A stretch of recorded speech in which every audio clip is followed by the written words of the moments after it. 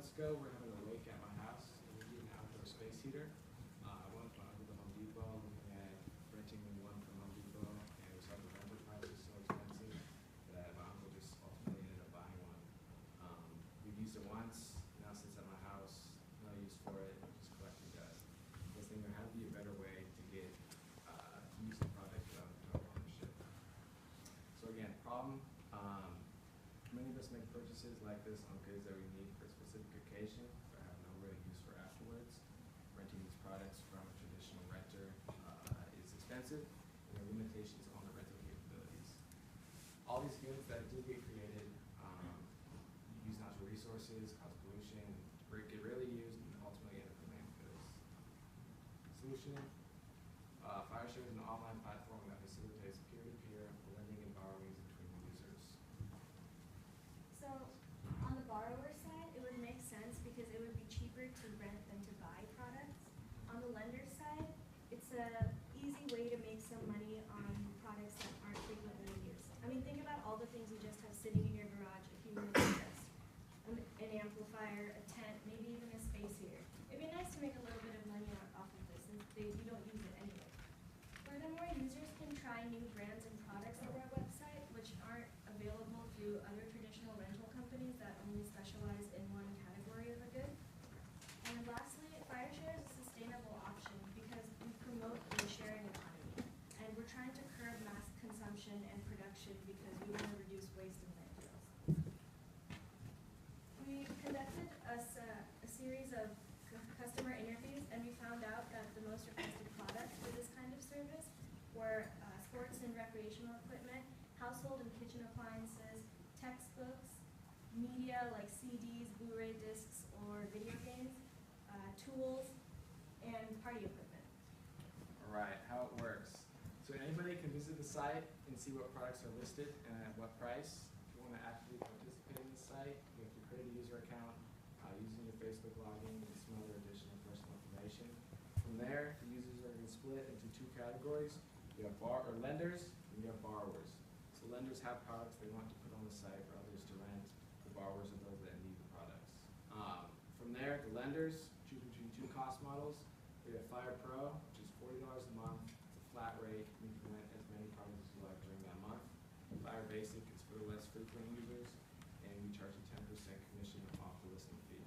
We have no say in the listing fee, or listing charge. Lenders choose that themselves. They can price it as high or as low as they like. From there, borrowers select an item, confirm a booking. At this point, we collect that renting fee. We hold on to that. We also do offer renter's insurance for borrowers. So that's an additional way that we generate revenue. From there, products are dropped off and picked up at a central location. They're used. They're returned back there, and once they're returned, the lender collects his profit. After that, both sides rate each other on the transaction. Our target market are millennials, so those aged 18 to 34. Most of these individuals have grown up during the recession. Most are plagued with student debt. A lot of them, both these factors have contributed to how they value money and their spending behaviors. This generation group is the largest in America, currently right now estimated at 92 million. It's also going to grow. You can see on the graph there, projected growth of millennials over the next couple decades.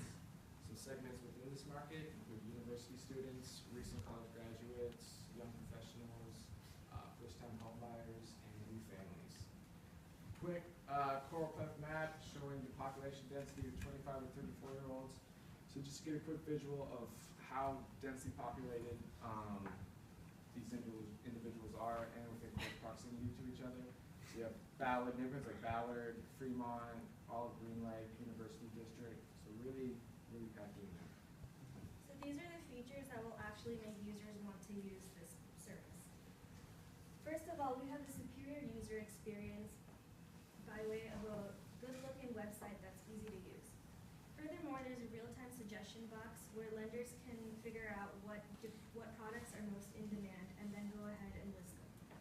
Furthermore, we'll partner with small businesses and startups so that these organizations can test their products on our website. This will be fun for users and a useful way for these organizations to conduct market research. Next, the physical drop-off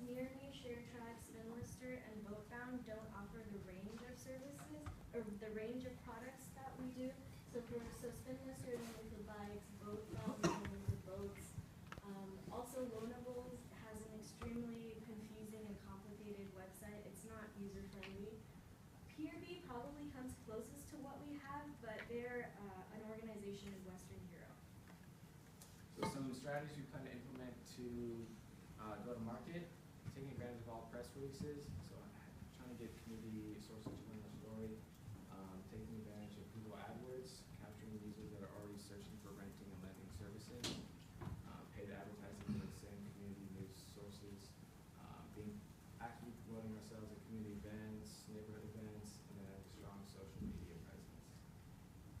So on the left side of the screen, you can see the assumptions that we use to create our financial tables.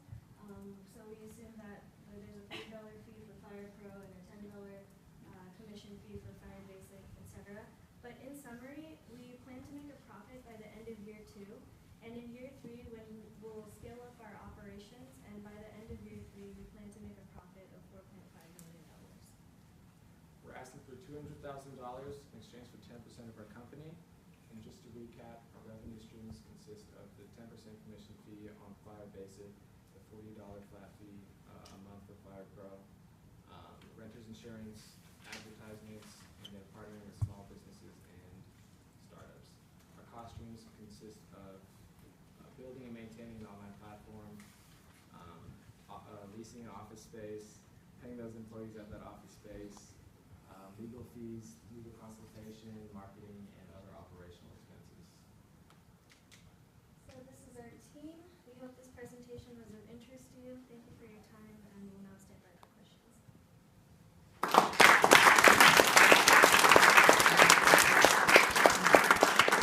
So, just for the judges, I did have a discussion on venture financing, Alan, and I don't know where they got these 200,000 for 10% or 150,000.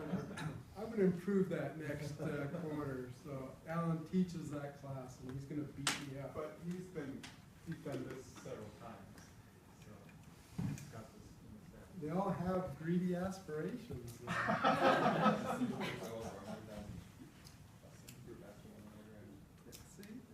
I don't know what it is with this team, with this class. $2 million valuation. How do I see your name? Tony? Monique? Nick? Yes.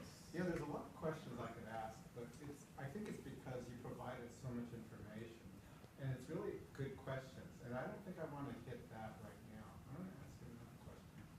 How real is this for you, and what do you intend to do with this after this class is over? Me personally, I see a shift happening in this new generation as we start living in smaller spaces, as resources are becoming more finite, pollution, environmental degradations are becoming a really real issue. I see a shift towards sharing economy. It doesn't make sense for everyone to own one of everything themselves. Some things does make sense for, but there are a lot of items that people want access to or have That's not the question. what's intended to do afterwards. What do you and the team plan to do with this idea after class? Okay, so we decided to pursue this venture because we thought it was a great idea. We thought there was a need in the market, but the thing is, we can't go forward with this because it needs a lot of financing.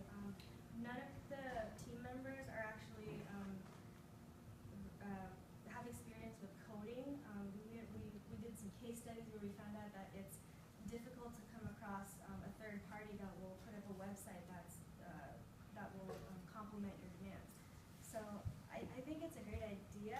I really liked doing this project, but I think there's more costs and effort involved. So you don't mind if Alan and I steal the idea?